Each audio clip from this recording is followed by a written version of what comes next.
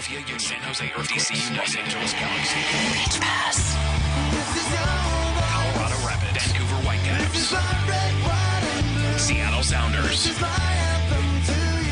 Montreal Impact, USA, New York Red Bulls. Pitch Pass, your all-access credential to the people that matter in MLS. Here's your host, Greg Roach.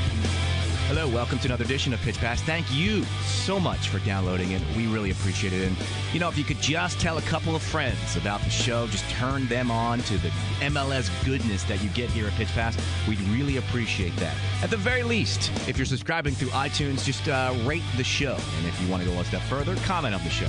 PitchPass.com is our home base, though. That's where you get all the archives of the show. That's another place where you can subscribe to the show. You also get our Twitter feed, at PitchPass. Got a fun one lined up for you, we think.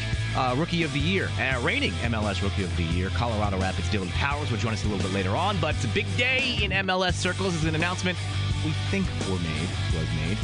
We'll get into that in just a second of why it's a little bit of confusion. To talk about the announcement, one of the big names for U.S. soccer and writing. He is from SI.com. He's Sports Illustrated Grant Wahl, and he joins us again on the show. Grant, how are you, sir? Doing well. How about you? I'm good. We're recording this the day of the announcement, but due to some time scheduling things, we had to do it before the announcement, and I was a little concerned because I was like, all right, well, I don't really know the particulars. Maybe this announcement's a red herring or something. But then I was just on MLSsoccer.com, and there's a video with literally every player in MLS, U.S. men's national team, U.S. women's national team, congratulating Atlanta. So I think we can confirm it, even though we haven't confirmed while we're recording. Yeah, I think this secret is out of the bag. In fact, it makes me wonder why there was even any cloak and dagger about it from the league. But, yeah, Atlanta's in. I think we can feel pretty safe about that. Now the question is, some of the details about whether it's going to work or not. Yeah, and, I definitely want to get into that with you. We had Jonathan Tannenwald on last week from Philly.com, and we went back and forth on it. I feel like I want to argue the other side, or at least discuss the other side. I think too often we're focusing in on the negatives about Atlanta in MLS, and the things I want to bounce off you are the potential positives. So let's start with the owner, Arthur Blank. I think one of the positives, no matter what you want to say about the city, the stadium situation, whatever, this is a guy who wants to be in MLS, and that's not always the case, especially with guys who own different sports teams. Yeah, including guys who own NFL teams and are current MLS owners in other cities. I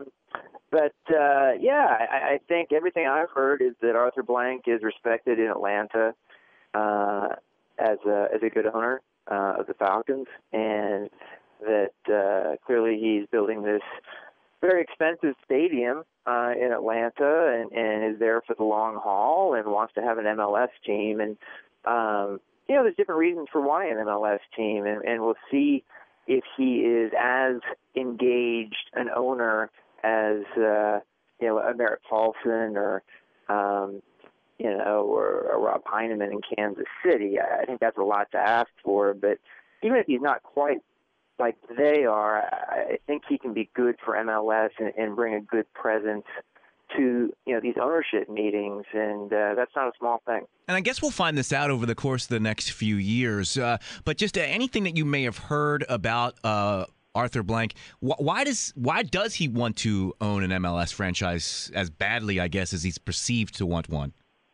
Well, as I understand, there's a couple of things. One, he likes where soccer is going, and thinks Atlanta is a good city to be a part of that future that he sees for soccer. I think also he has dates that he wants to fill in this very expensive new stadium, and that's not necessarily a bad thing, but it's certainly, a pragmatic thing too. We'll have to wait and see how things pan out with this team. And as of now, it sounds like 2017 to me for this Atlanta team to come online. So, we have a couple years before that takes place. And you've talked about, it sounds like, the potential negatives. I think you have to acknowledge those when it comes to going into a big NFL stadium, when the league MLS has been very vocal about wanting to have soccer-specific stadiums as a requirement for expansion, and they seem to be pulling back from that. Artificial turf has not been good in MLS, in my opinion, and adding an artificial turf field is not a good development. But we'll see what kind of quality artificial turf we're talking about here too. Yeah, and I can't really dispute the turf argument. The thing that I was just thinking of, literally, as you were making your points about the stadium is, we haven't been in a situation where, I mean, this is a stadium for the Atlanta Falcons, but from the first blueprints or the images that we saw of this new stadium in Atlanta, MLS, or at least soccer, was definitely in mind as they were designing the stadium. So, we talk about soccer-specific stadiums and how important they are. This is not a soccer-specific stadium, but it is a stadium that's being built with soccer in mind, which isn't a bad thing. No, and that's fine. I think it's much better that you'll be able to have a proper width on the field to play real soccer, which is something that NYCFC won't be able to say with their Yankee Stadium field of course. For 3 years.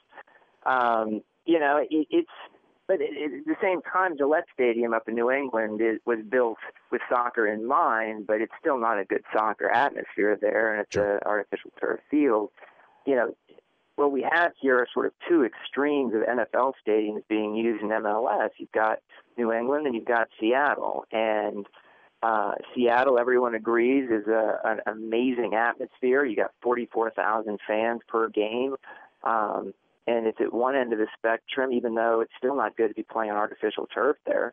And then at the other end, you've got New England, which does not have a very good atmosphere and has the worst turf fields in the league, according to players I've spoken to. My sense is Atlanta will be somewhere in between there. And as far as atmosphere, it's an open question on what kind of crowds they expect to draw there. I don't expect 44,000 fans a game like in Seattle, but I would certainly hope it won't be as few as we're seeing in New England. Have you been to BC Place yet? And I asked, obviously the follow-up is going to be, if you have, how is the atmosphere there? Because that seems to me the perfect comp with they'll have the dampeners there and they'll close off the upper end for MLS matches. Yeah, I had been to BC Place, though not for MLS configuration. I saw the pre-women's Olympic qualifying tournament there a couple years ago. And I think it's smart how they've configured it, at least how I can see it on broadcast when I watch MLS games from Vancouver. Once again, players have told me they really dislike that artificial turf surface in Vancouver. It depends on how you want to look at things. We may not always ever have totally perfect situations in MLS, but my concern with all of these new expansion teams coming in, and so you're talking about New York, Atlanta, Orlando, and probably Miami, is that Orlando really does seem like the only one that has just about every factor going for it, including the stadium situation at this point. And the other ones, they've all got some issues. It's interesting because there's these questions out there, and I go back in time to just a few years ago, and I don't know if, before Seattle started or Portland started, if we knew that those were going to be slam dunk successes from the start, which they ended up being. But there were some questions. I lived in Seattle before the Sounders became an MLS team, when they were a USL team that barely drew fans. So you can never be certain, how this stuff is going to work out. And I think overall, it's great for MLS to have new big cities coming into the league to expand into the Southeast. You just want it to be the right choice and not just kind of a money grab situation either. We were talking behind the scenes here at Pitch Pass, and last week on the show, I got into it with Jonathan Tannenwald, and my point was, what is a rating? What does a TV rating have to do with atmosphere? And when you look at where NBCSN and you would assume Fox, when they take over the TV rights, where they're going to go for their marquee matchups, it's going to be the Cascadia matches because of the atmosphere and not so much for the ratings. And, the response I got behind the scenes, it was an interesting point, and I was wondering to get your take on it. And that is, for all the great atmosphere that Portland has, at the end of the day, their TV rating is below what, say, Washington, D.C. would get to watch a crappy D.C. United match in crappy RFK Stadium with, 10,000 fans in it. That rating is still going to be higher in the D.C. market than what Portland would draw or Seattle would draw with their huge and great atmosphere. Is that? I mean, if you're saying that's true, I'll go with you on that. I'm saying that's a theory that we're throwing around as to, okay, this is why market size and getting into the Atlanta market is important, or why it does matter. I mean, I don't know what the exact connections are and which MLS markets get better national TV ratings than others. I would suspect that West Coast games that are taking place on the West Coast at night are going to have a little bit tougher time with national television ratings just because it's so late on the East Coast.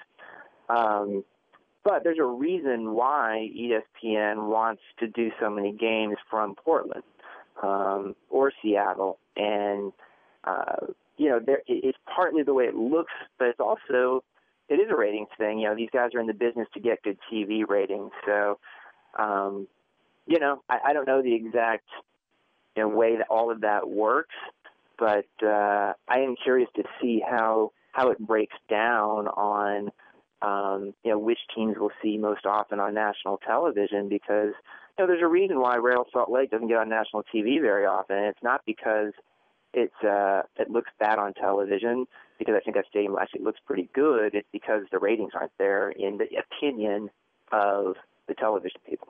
So in the market size versus look on TV kind of situation or back and forth that we have, where do you fall as far as where MLS seems to be looking to find new cities to go into? Well, getting into New York with a second team was the top priority for Don Garber and the MLS owners, and that was clear with how much they fast-tracked that situation with City FC. It was clear with their willingness to announce City FC as an expansion team without having an agreement on a stadium, a new soccer stadium in New York. So they clearly wanted that to get done. And I do think the reason we're seeing this uptick in expansion here right now is because the league does want to get better national television contracts and wants to be able to have those teams promised by the time that the next deal gets announced here, which is very soon. So, I think time's only going to tell how successful this was for MLS and especially for Don Garber to really push this expansion along at this rate of speed. That I think there are legitimate concerns on whether this is expanding too fast. From a business perspective, also just from a talent pool player perspective of whether there's going to be enough decent players to fill all these new positions. And I'd like to segue at some point fully to NYCFC, but you touched on the New York situation. And, it came out earlier this week that they'll be playing the first 3 years in Yankee Stadium. You've spoken with Don Garber a lot. Is he the kind of guy that will is he digging in on his decision, even if he looks back and goes, yeah, you know what, we probably fast-tracked that a little too quickly. We probably should have had a little more concrete plan in place as far as the stadium's concerned, but this is where we are now. We're moving forward. Or is he the kind of guy that goes, you know what, I got to wait and see 5 years into this team's existence before we judge anything about this team? Well, I think he's probably looking at it, like full speed ahead.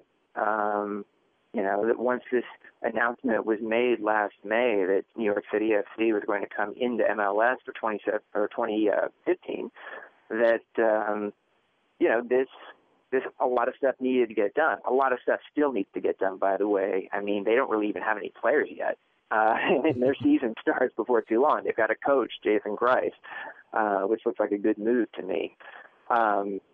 So, you have concerns from a business and marketing perspective. You have concerns from a playing perspective. Jason Christ's team played, in my opinion, the best soccer in the league for many years at Salt Lake.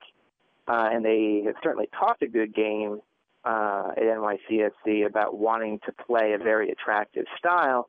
Now they're going to play the first 3 years at a place with a very, very narrow field, which makes it kind of hard to play attractive soccer. So I'm actually sitting down with Jason Christ next Monday here in New York, and that's one of the questions I'm going to ask him. Is it going to be possible to play the style you want to play on a field that narrow, Yankee Stadium? And do you think it'll be difficult to attract talent? That was one of the things that I was reading a lot about when the announcement about Yankee Stadium came out. My initial response was, well, if the paycheck's big enough, I don't think they're going to care what the stadium looks like, at least, especially when you tell me that this is only a temporary situation.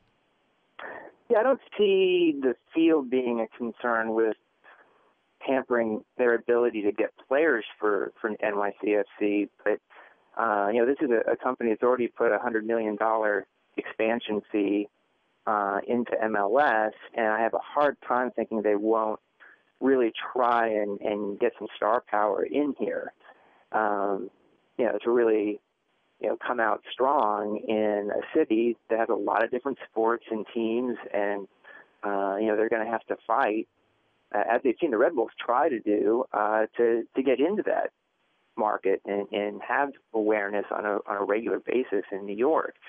And I think there's a lot of big announcements ahead from NYCFC on just, which players they're going to bring in with star power. I think they do have an advantage in that they're coming in right after the World Cup.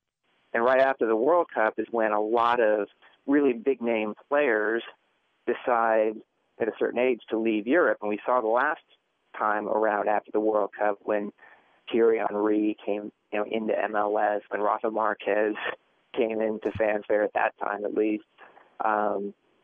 We'll see some of that again, I think, post-World Cup this year. Who do you think gets more frustrated with life in MLS first? Is it the Yankees side of the ownership group or the Manchester City side of the ownership group? Well, I think the Yankees own about 20% of NYCFC, and the Man City owners own the rest. And I honestly think, in my opinion, the Yankees are mostly involved to help get a stadium built here because they know the city. They figured this was a smart investment to get in with Manchester City's owners. From a soccer perspective, on a day-to-day basis, I really think that Man City owners are the ones who are going to be fully invested in this league. And just yesterday we saw a story come out talking about the biggest spending sports franchises in the world, and the New York Yankees and Manchester City were right at the top. And so that had me, being very curious about how their spending is going to work. They've already said they're going to use all three designated players. So are they going to spend, $5 million a year on each of those players? Are they going to spend $10 million a year? I don't know. And who they pick will be very interesting. And how are they going to deal with the rest of the players on their team having a really small salary cap to fill when these are the two biggest spending sports franchises in the world? I know Don Garber cares about the fans and supporters, but at least me personally, it's a little bit unusual how everything is playing out lately. If you take Orlando City out of the mix and you look at NYCFC, there were concerns that people who weren't on the inside had, and those concerns are kind of being validated, especially with the announcement that they're playing at Yankee Stadium for the first 3 years. Toddle off down to Miami. Let's make a big announcement that Miami is going to get a franchise. And now I feel like people are going out of their way to say probably if Miami gets the franchise because of everything that's kind of not happening in Miami after the announcement. Let's toddle on over to the other part of the Southeast. Here we got Atlanta with a new franchise. How many times can we go through this before somebody goes, can we make sure we have all the ducks in a row of these teams that we've announced before we start toddling off to the next question mark franchise expansion? Well, there's also a difference between the announcements that were made in Miami and the one in Atlanta and Orlando, for that matter. Orlando's definitely going to be a team next year in MLS.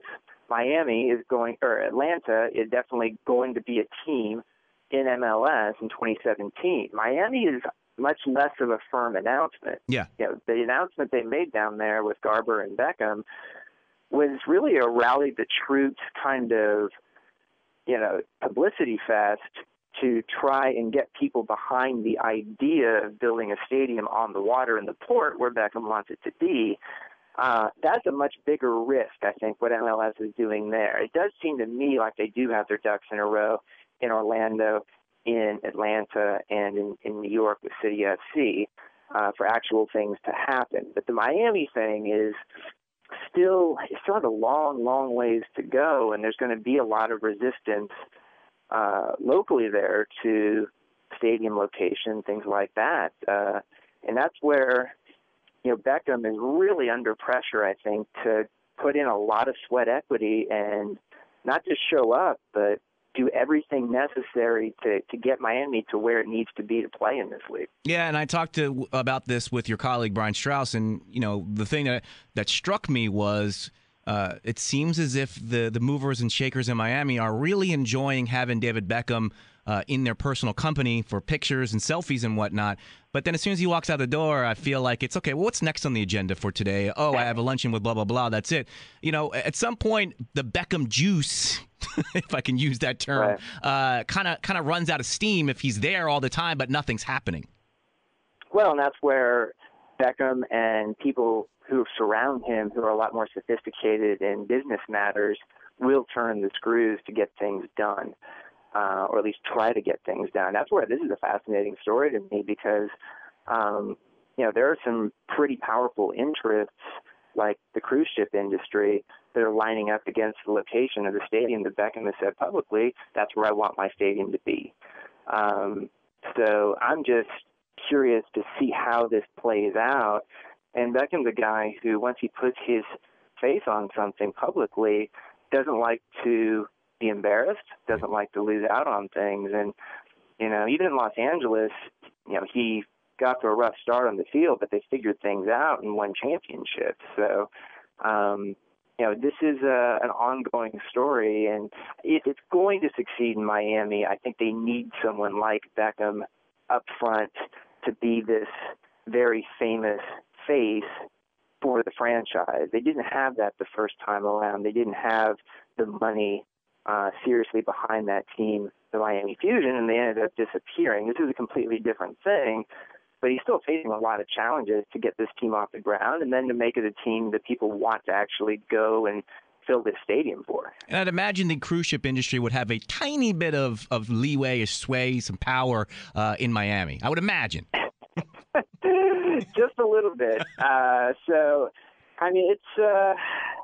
It's going to be interesting on this one. I still think they're going to find a way to make it happen down in Miami, and it fits Beckham, I think. The city does, but it's hard to be certain of success in any of these situations. I mean, that's what, to me, is you're seeing more than $1 billion being invested in soccer in New York over this period of several years. And you talk about the two MLS teams, the Cosmos, and the soccer stadiums that all three teams either have built or are going to build. And that's a lot of money to invest without knowing if something's going to be successful. Very, very true. Before I let you go, I got to ask you, you posted a picture yesterday about of the books that you've just received, and you were saying how many good soccer books there are. Which one's first on your list? Wow. Probably the Andrea Pirlo book, just because I've heard so many good reviews about it. But, domestically, there's some good ones, too. Brett Forrest is a really talented writer based here in New York who has a book coming out on match fixing in soccer globally. So I'm looking forward to reading that book. There's a few other ones, too. David Wangerin is a deceased, unfortunately, writer who wrote an amazing book about the history of U.S. soccer, and it's coming out with a new paperback version. So I'm looking forward to that. But there's a lot of other ones, too, and it's just a really exciting time for the literary side, I guess, of the sport. And it's great to see those books coming out, not just in Europe, but in the U.S. Well, as you know, I'm an MLS snob. You wrote, for me, the definitive MLS book thus far, and that would be the Beckham Experiment. To me, as of right now, he is the only guy who can sell enough books to make an MLS-focused book kind of worth writing. Obviously, I think myself and a lot of people around the country would love to read a book about the early years or the leading up, maybe from World Cup '94 till the year 2000, that period of pre-launch, launch of the league, and then kind of the growing pains of the league.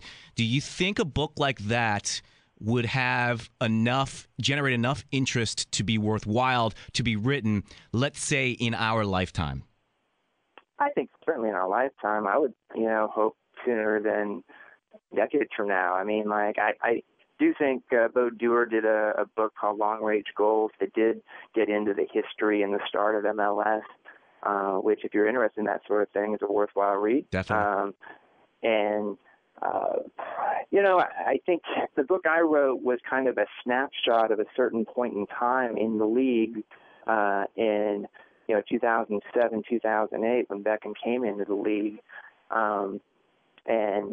I think a book on what's going on now would certainly be interesting, about maybe what's going on in New York with all these teams. Or there's certainly other books that a couple that have been written about Pacific Northwest, Portland Timbers history. Mike Gastineau did a good book on the Seattle Sounders that came out last year, and I think it sold around 10,000 copies. It's a worthwhile read.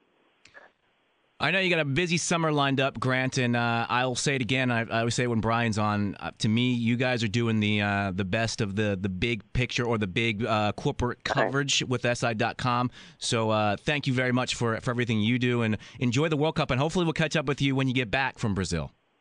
Thanks. Always good talking to you, Greg. It's Grant Wahl from Sports Illustrated, SI.com. I wasn't just blowing smoke. To me, I love their coverage. And I said big corporations, but you know what I mean. Like the people, the companies with the assets, the movers and the shaker companies. To me, Sports Illustrated is doing it the best of anybody. As we move along, we bring in MLS reigning Rookie of the Year. He is a midfielder for Colorado Rapids. It's Dillon Powers. He joins us right now on the show. Dillon, how are you, sir? Good. How are you doing? Well, I'm all right, Dillon, and I'll tell you why. Usually when people call in and they ask how I'm doing, I always say great, but this time it's not so great, and I have to blame you. I asked the people behind the scenes here at Pitch Pass, I said, get me the guy in MLS with the best mullet, and they lined you up, and I'm finding out. Oh man! Finding out today, I got a guy with no mullets on the line. Oh man! I mean, we can cancel it if you want. It'll take me a while to grow back. We can do it in like 4 months. Well, can we talk as if you still have the mullet? Can I visualize you with a mullet? Of course. What happened? Why did you decide to pull the plug? I mean, summer was right around the corner. The ladies weren't really responding to it like I thought they would. They were starting to get a little drag from the wind in the back. It's interesting. The ladies didn't respond to it like you thought they would. What response were you thinking you would get with your mullet? I just thought it would just be flocking, but it didn't happen. I also like that you say summer's right around the corner. What's the weather like in Colorado these days? It's starting to get nice. We still, have an occasional day of snow here or there, but it melts fast, and when it's not windy, it's beautiful here. Now, I know you are, as I said at the top, you are the reigning Rookie of the Year. You finished just ahead of your teammate, Deshaun Brown. Of course, Deshaun has the speed aspect over you, and I would understand maybe you need every little aerodynamic thing you can get just to stay up with him, so maybe that, I guess, would be the best reason to ditch the mullet. Yeah, certainly. I think... anything for a little extra speed. I had a guy with a mullet. Now I'm talking to a guy because I've seen the pictures, the post pictures. You're just a regular guy with a comb over that now. That's what it comes down to now. That's kind of sad. Now I was hoping that you would be in some sort of battle throughout the summer, back and forth with Tommy McNamara for best mullet in the league, and now you've ceded the award to him before you even got started. Well, he was a little ahead of me anyway, and so is Sebastian Velasquez on Salt Lake. He just, he's way out in the lead, so I couldn't compete. And then the other big thing, following you on Twitter, it's Power Hour 5 if you want to follow Dillon on Twitter, was your Chipotle thing. I don't understand what happened. Can you break down your Chipotle experience and how you got that card? Well, I've always been a huge advocate of Chipotle. I go there, way too much, not every day, but almost every day. And I think the MLS partnered with Chipotle at the beginning of this year, and I think so. I don't know if it was every team, but a lot of players, one from each team, got a card to go essentially once a day for a free burrito, and to kind of a little sponsorship for them. So I was lucky enough to get that for the Rapids, and I've used it I think every single day since I've had it. It's kind of dangerous. Who's competing with you on the Rapids for that card, or was it just a matter of you were the one and it was no other second place? I think Clint Irwin, my roommate, he was quite disappointed not to have received it. So, I try to help him out a little bit with the card. We're going to talk about your videos in just a couple of minutes, but to me, that would be a great video for Chipotle, is to go to every MLS city and then do like some sort of competition between the guys who wants the free burrito card more, and put you through like a Chipotle Olympics, if you will. That's not a bad idea, actually. I learned how to make a burrito for the first time. And that's what I thought you had to do, was whoever made the best burrito got the card, because you even got some kind of, like, what was the box that you got that went along with your card? They presented a box the card was inside with a nice little envelope, and it was pretty cool. It was all personalized. But I got to learn how to make burrito, and I had to serve some of my teammates who were very picky with their orders. So I was. In return, I was a little skimpy on my portions. Now, how long is the card good for?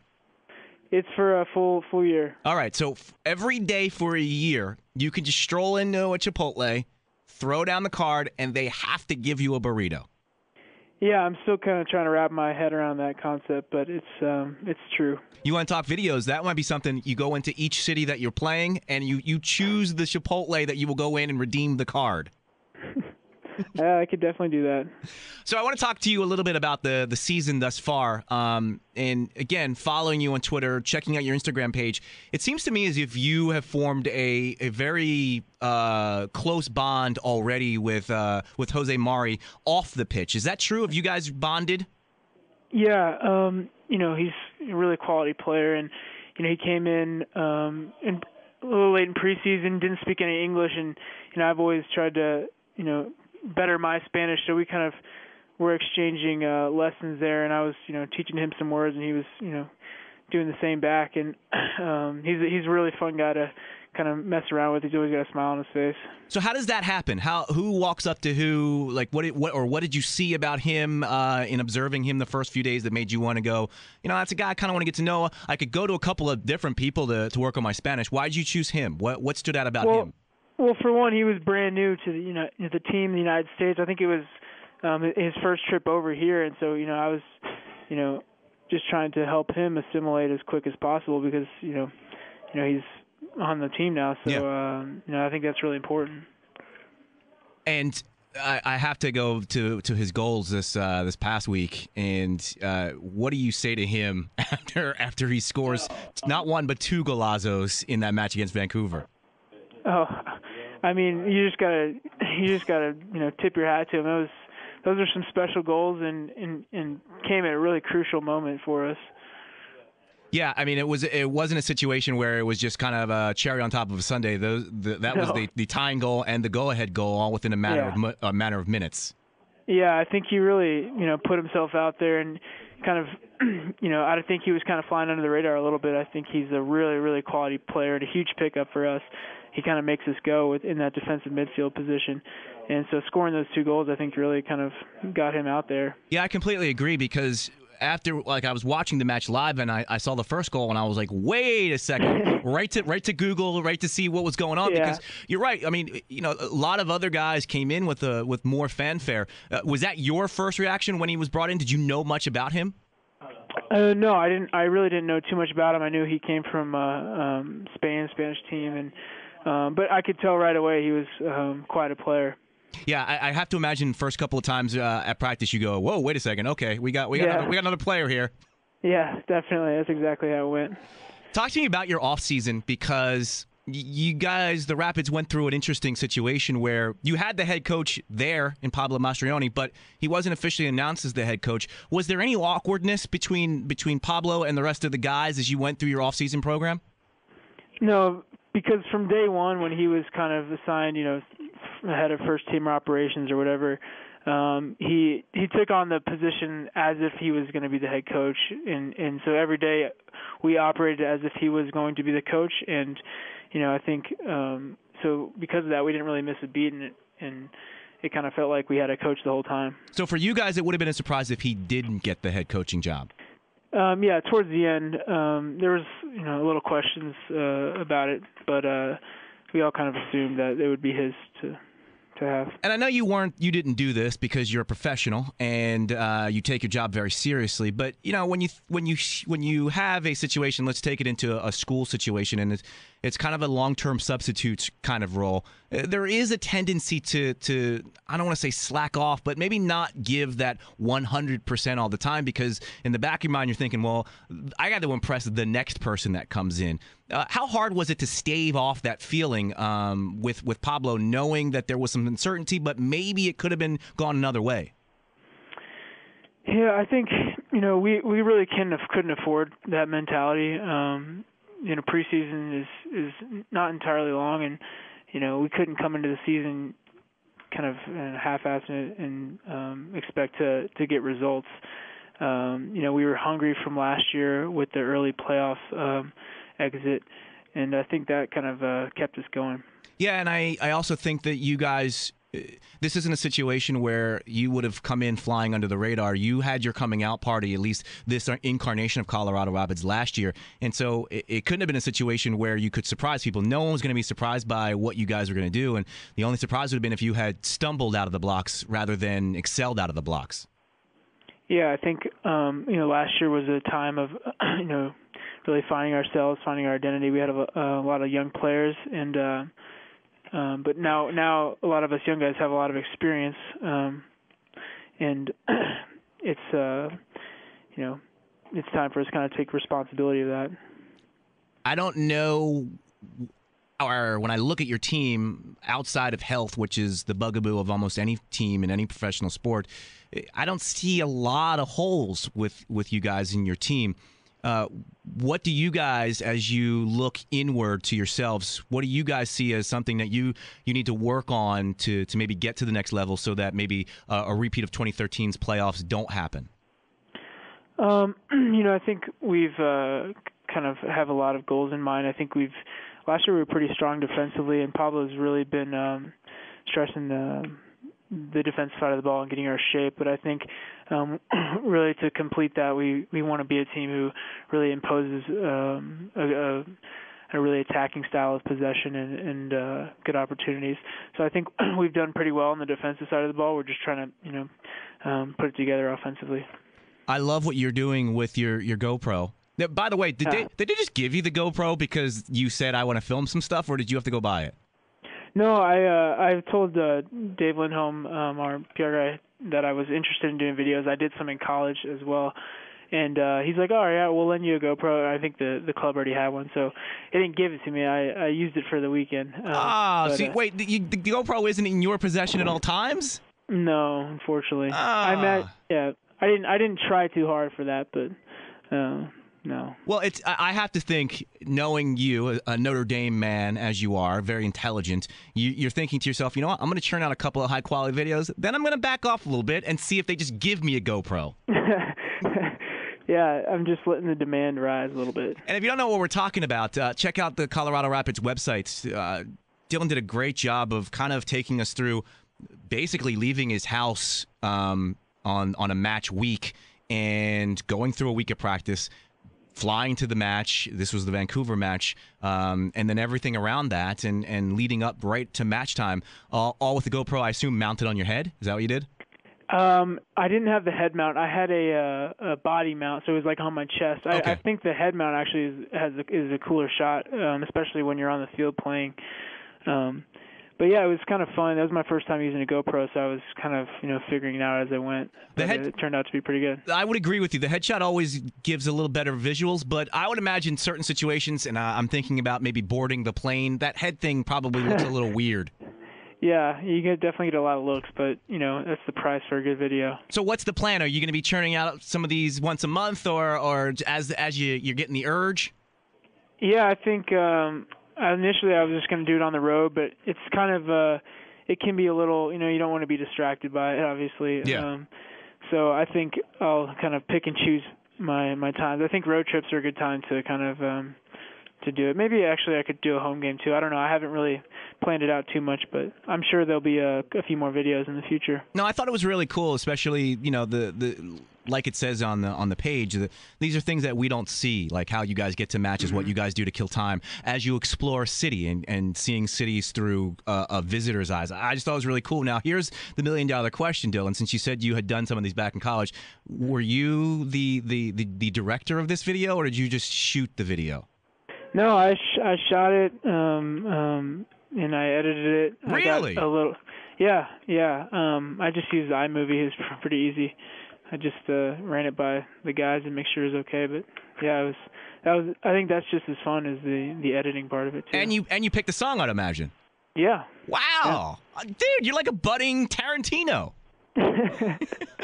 Thank you. One thing I did want to ask you, though, about the video, something that struck me, as you guys, I guess, were boarding the bus to go to the match already in Vancouver, you're back of the bus guy, Dylan. No. That was just purely for the shot. Yeah. First of all, I like that you got so defensive. No. I'm not a back of the bus guy. I'm totally not the back of it. All right, who are the back of the bus guys on the Rapids? I think you'll find Deshaun and Brown there. Yeah. He's always got his headphones on at the back. Gabby Torres, you'll see him back there. Those are some definite frequenters. And why were you so distancing yourself from the back of the bus crew? I don't know. There's just a lot of shenanigans going on back there. So you filmed to the back of the bus, shut down the filming, and then went back to the front of the bus where you belong. Yes, I did. All right. Well, I'm looking forward to the rest of this video series. It's pretty interesting, and I'm enjoying it. And hopefully everybody else does. It's great if you're an MLS fan, whether you're a Rapids fan or not. It takes you behind the scenes, and it's really cool. So hopefully you'll keep doing it. Yeah, definitely. And thank you so much for taking some time, Dylan. I appreciate it, and best of luck to you for the rest of the season. Thank you. Thanks for having me on. Pitch Pass. This is your voice. This is my red, white, and blue. This is my anthem to you. For more show information, go to pitchpass.com.